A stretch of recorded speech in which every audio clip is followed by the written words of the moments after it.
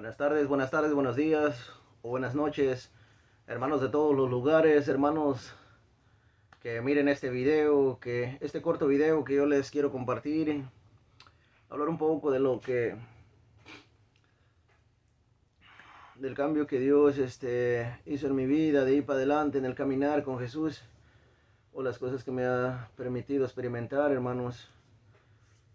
Yo quiero compartírselos estas experiencias, cualquiera esto que yo les voy a decir, que tal vez pensarían que yo estoy loco, que estuve loco, pero no, hermanos, son reales las cosas que me pasaron, fueron cosas espirituales, psicológicos, ¿no? Como ustedes le quieran llamar, pero no es porque uno queda loco, hermano, sino esa lucha es espiritual, es con el enemigo, y eso existe, hermanos. El mal existe, tan como Dios existe, también el mal existe. Y eso es lo que busca el demonio, que piensen que una persona que experimenta cosas paranormales, que lo humillen y que le pisoteen y que le digan que está loco, que la ignoren. ¿Para qué? ¿Para qué le conviene a Satanás hacer eso?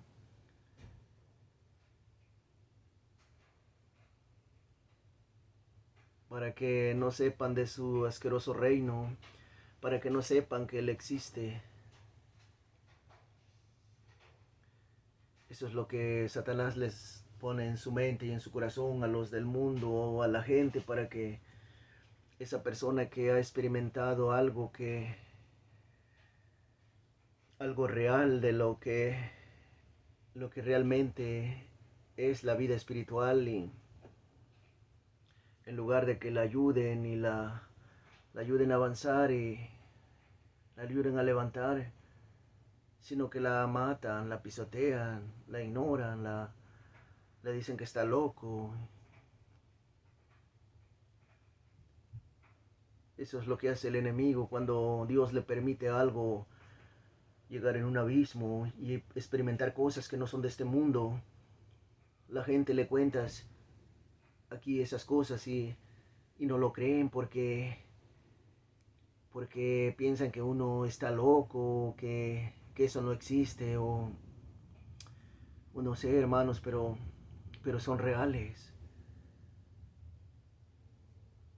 Yo he experimentado eso, algo que no es de este mundo, pero yo quiero contarles cuando yo me empecé a acercar a la iglesia, empecé cuando Dios cambió mi vida, empecé a estudiar un poco la Biblia, meterme en la oración, y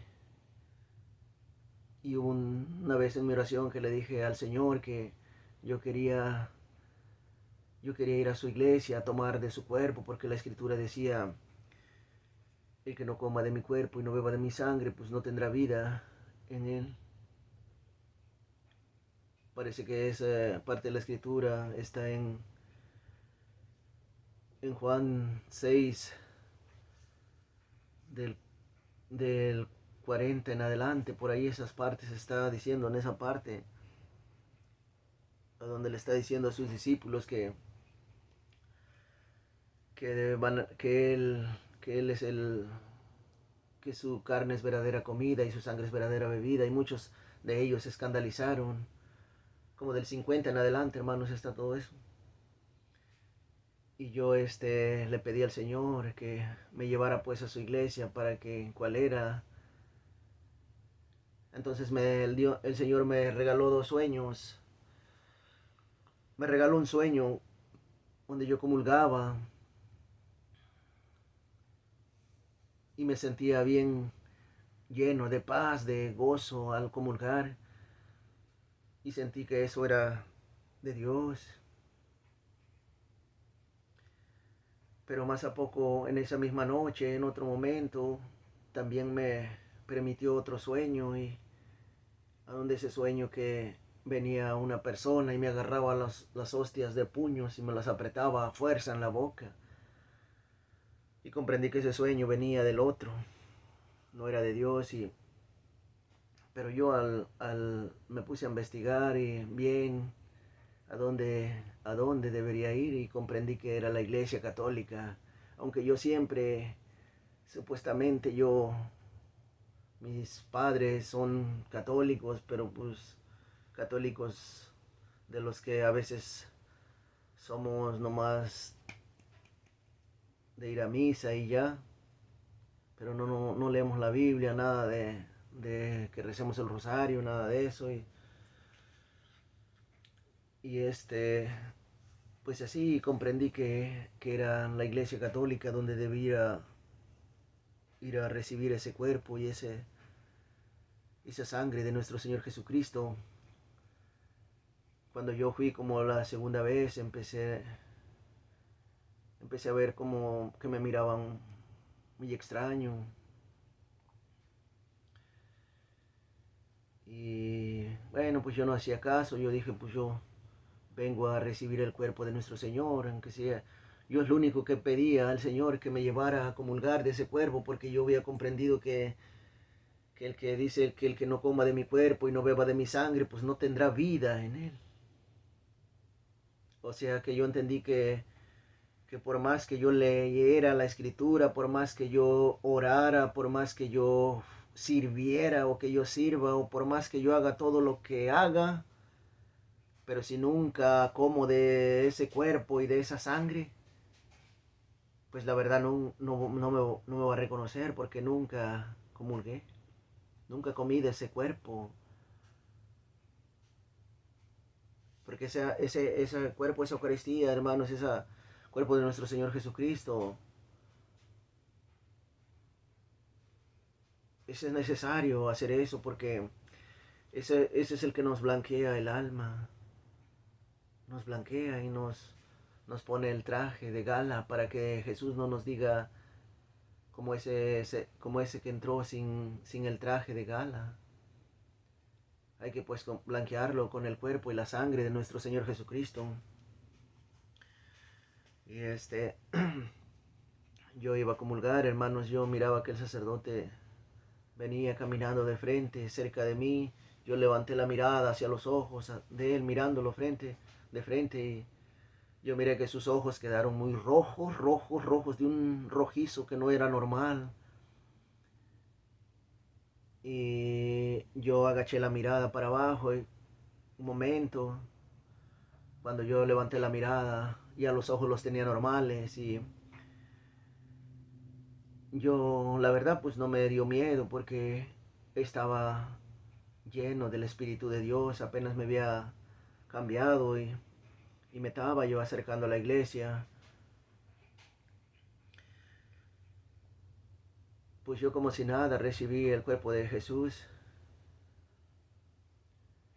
y me puse a analizar todo esto que estaba yo experimentando, y yo le decía al Señor en mi oración: no puedo creer, Señor, esto.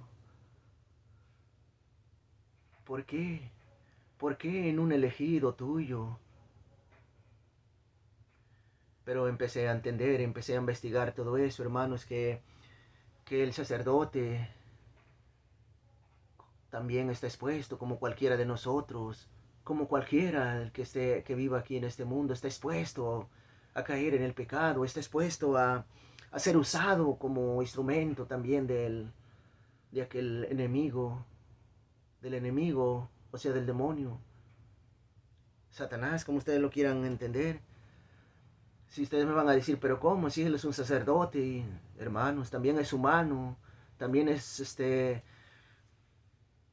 aunque es un elegido por Dios, él también está expuesto, carga con sus pecados. Por eso nos piden muchas personas, muchos predicadores, que oremos por nuestros sacerdotes, porque ellos también están expuestos a caer en el pecado. Si ustedes se ponen a investigar cuántos sacerdotes no han caído, ahí está un ejemplo del padre Alberto también, cómo ha caído, hermanos. Por eso nosotros como comunidad, pero esos sacerdotes caen, ¿saben por qué? Por nuestra culpa, por nosotros, porque nosotros no oramos por ellos. Porque nosotros, en vez de ayudarlos, nosotros vamos a ellos y contándoles chismes, mentiras de las otras personas. ¿Qué estás haciendo, hermano, ahí? Metiéndole este veneno, haciéndolo tropezar el sacerdote. el elegido de Dios.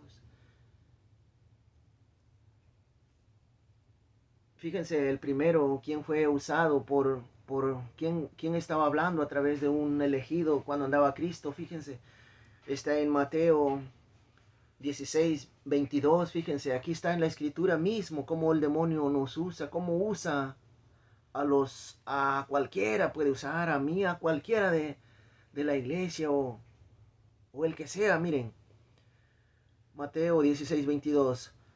Pedro lo llevó aparte y se puso a reprenderlo. Dios no lo permita, Señor. Nunca te sucederán tales cosas. ¿Vieron cómo Pedro se puso a reprender al Señor? Porque el Señor antes les iba hablando que él iba a tener que padecer, que iba a ser entregado en manos extranjeras, que iba a sufrir, que iba a ser humillado, escupido y asesinado. Y entonces Pedro le dice, lo llevó aparte y le dijo, no, Señor, no te sucederán tales cosas. Dios no lo va a permitir. Pero fíjense Jesús como le dice, hermanos, fíjense. Pero Jesús se volvió y le dijo, pásate detrás de mí, Satanás. Tú me harías tropezar. Tus ambiciones no son las de Dios, sino las de los hombres. ¿Vieron? ¿Vieron cómo Satanás iba usando Pedro en esta parte? ¿Para qué? Para hacer tropezar a Jesús en su misión. Y lamentablemente, hermanos, cuando muchos de nosotros, aunque vamos caminando hacia el Señor, pero nos dejamos usar por el demonio también. Ustedes, yo les quiero hacer una pregunta. ¿Pedro se dio cuenta que estaba siendo usado por el demonio? No, hermanos, no se dio cuenta. Porque si se hubiera dado cuenta, Pedro no hubiera hecho eso. Muchos de nosotros que estamos siguiendo a Jesús, estamos en la iglesia, incluso adentro de la iglesia, estamos siendo usados por el enemigo, pero sin darnos cuenta, hermanos.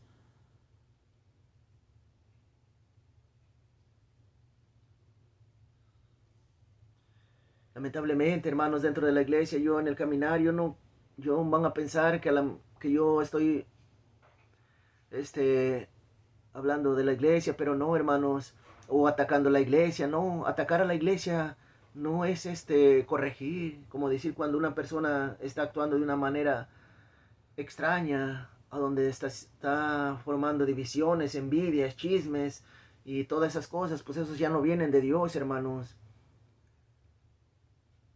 Y lamentablemente me duele decirlo que dentro de la iglesia está pasando muchas cosas de esas, pero pues Jesús nunca dijo que había de dejar una iglesia perfecta. Pero créanme, hermanos, que Dios va a pedir cuentas de todo eso a la persona que se comporte de esa manera. No porque le está sirviendo, no va a pedir cuentas el Señor. Pobre de esa persona que llega a partir de este mundo con esos pecados. Yo pues les quiero prevenir, hermanos, de esas cosas. Incluso dentro de la iglesia hay murmuraciones, burlas, malas palabras. Yo no sé por qué el Señor me permite estas cosas escuchar, pero yo ruego por esas personas a diario, por ese sacerdote que miren él, ruego a mi Padre Dios por él mucho. Estamos expuestos todos, hermanos. No porque yo esté cercano a Dios o esté cerquita de Dios. El demonio es tan astuto, hermanos. Hay que aprender también a conocer ese mal, cómo lo dejamos entrar en nuestra vida, en nuestro corazón. Y nos pueda usar como instrumento.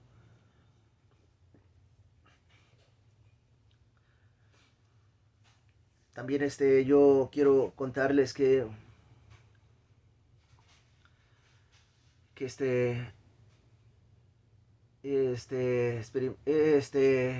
sentido mucho desánimo, en el caminar con Jesús, muy desanimado por muchas cosas que pasan y una vez muy cansado le dije a Jesús en mi oración, le dije, Señor,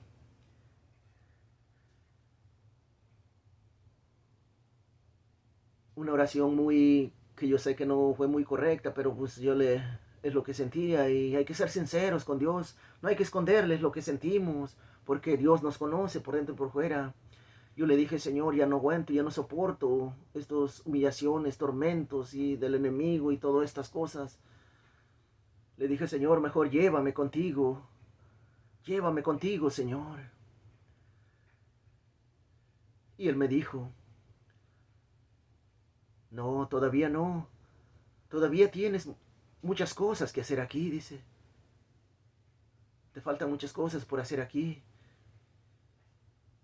Pero como yo me sentía enfermo y me siento un poco enfermo del estómago, no sé ni qué traigo. He ido al médico, pero no me han dicho nada. ¿Y cómo voy a hacer esas cosas si me siento enfermo?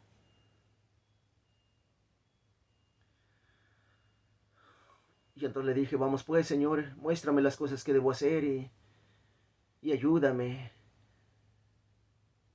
Mándame tu Espíritu Santo para que Él me ilumine me ayude a hacer las cosas que me has encomendado o las que tú quieres que yo haga, Señor.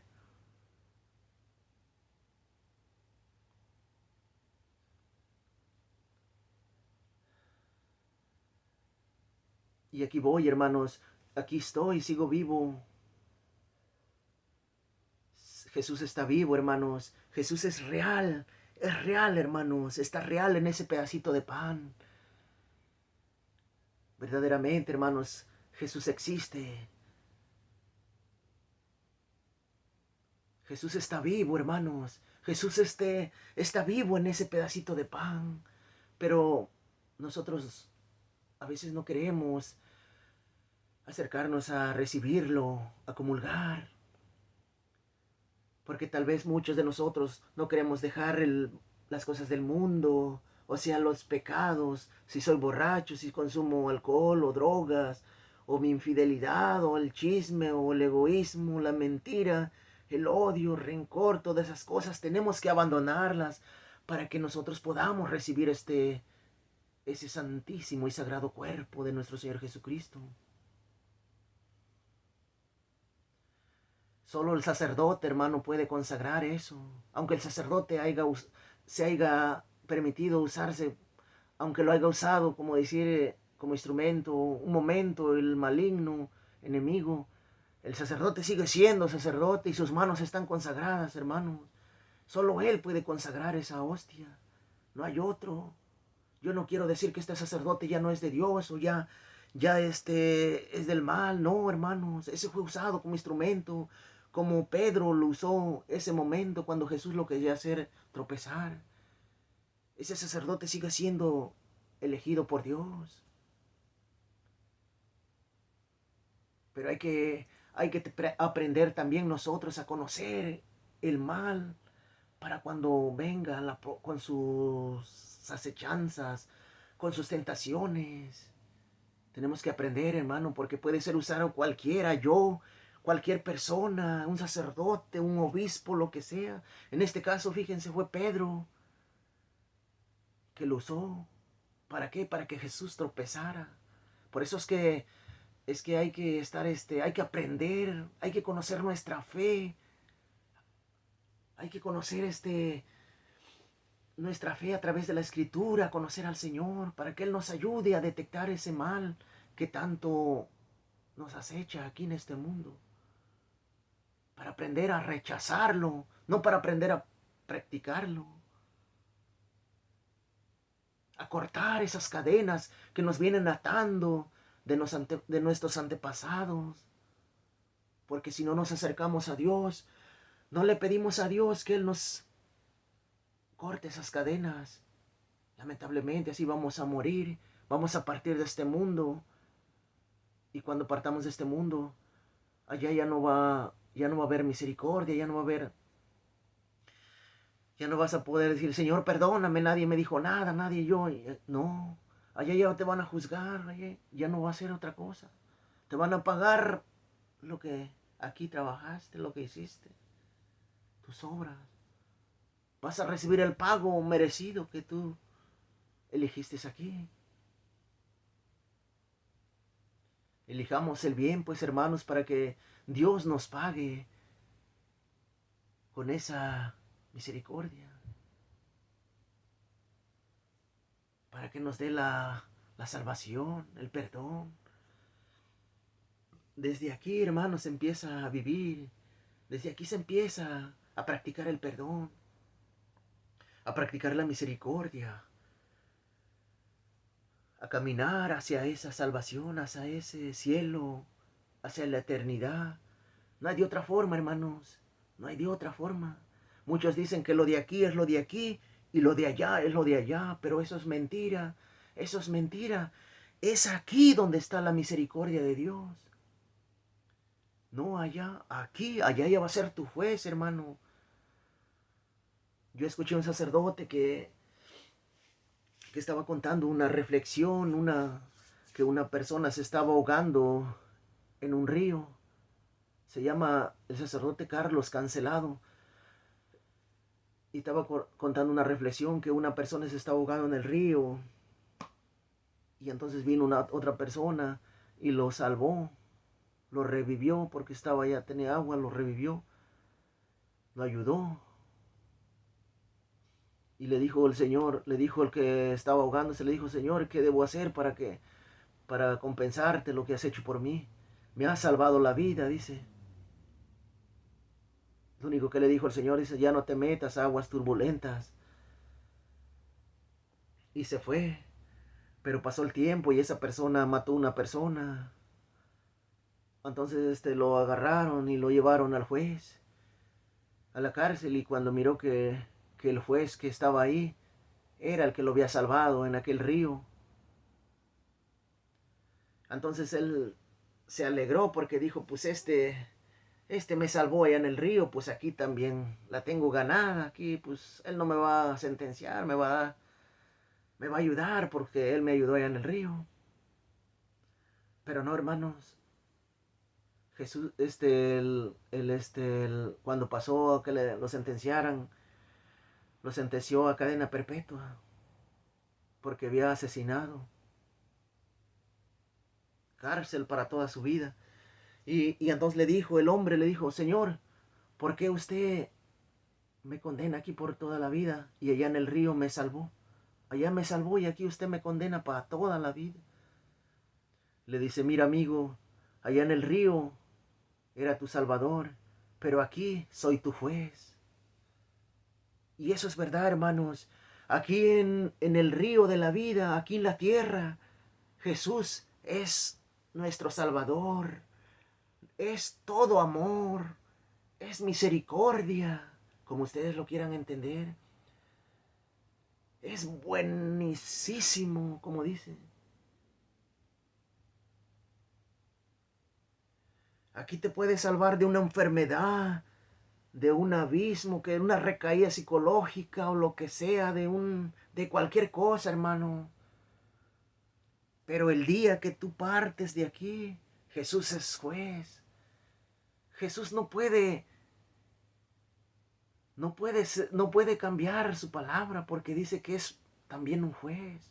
Es un salvador, pero también es un juez.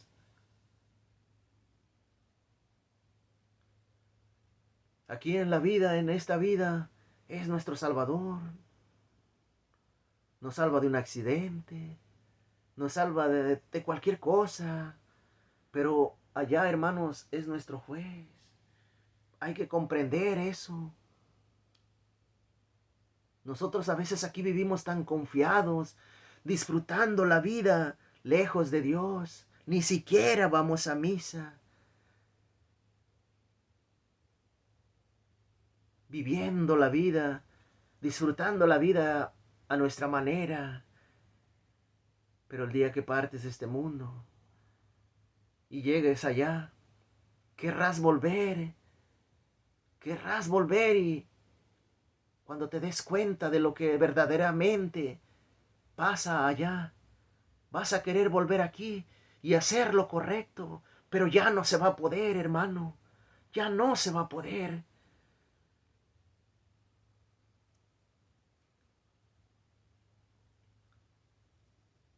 Cambia desde aquí tu mala conducta. Acércate a Dios.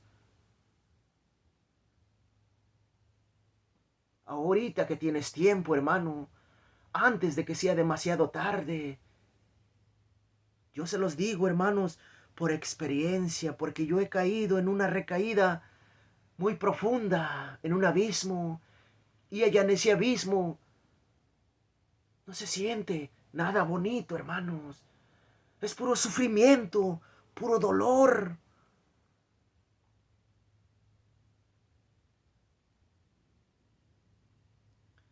No le tengan miedo a los que matan el cuerpo, dice Jesús, a los que te matan con mentiras, inventándote, juzgándote, condenándote. No tengan miedo a este mundo que los condene. Más bien, témanle al que condena para siempre, por toda la eternidad. Témanle a Él porque Él sí condena para siempre. Porque Él mata el cuerpo, también el alma la puede matar. No le teman a estas personas que matan con sus mentiras, que matan con un arma. No les tengan miedo, hermano. No pueden hacer más esos.